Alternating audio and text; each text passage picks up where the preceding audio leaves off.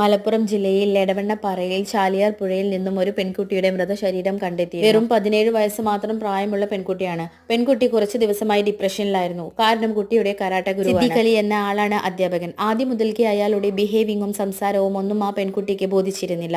Karate പഠിപ്പിക്കുന്നു എന്ന പേരിൽ എല്ലാ പെൺകുട്ടികളുടെയും ശരീരത്തിന്റെ പല ഭാഗങ്ങളിൽ പിടിക്കുകയും തലോടുകയും ഒക്കെയാണ് അയാളുടെ പതിവ്. എന്നിട്ട് അയാൾ തന്നെ പറയുമത്രേ, ഞാൻ നിങ്ങളുടെ ഗുരുവാണ്, എനിക്ക് നിങ്ങളെ ഇങ്ങനെയൊക്കെ ചെയ്യാനുള്ള റൈറ്റ് ഉണ്ട്, നിങ്ങളുടെ ശരീരം ഈ ഗുരുവിൽ എന്നൊക്കെ. എന്താലേ പെൺകുട്ടികളെ നമ്മൾ സെൽഫ് പ്രൊട്ടക്ഷന് വേണ്ടിയല്ലേ ഇങ്ങനെയുള്ള ഓരോ മാർഷൽ ആർട്സ് പഠിപ്പിക്കാൻ വിടുന്നത്?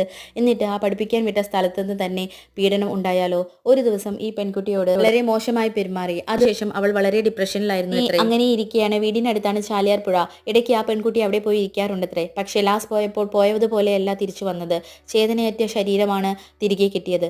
സംശയം കലിയെ തന്നെയാണ്. എനിക്ക് മനസ്സിലാവുന്നില്ല എങ്ങനെ നമ്മൾ നമ്മുടെ പെൺകുട്ടികളെ വളർത്തിക്കൊണ്ടുവരുമെന്ന്. ഇത്രയും നീചരായ ആളുകളിൽ നിന്ന് എങ്ങനെ രക്ഷപ്പെടുത്തും?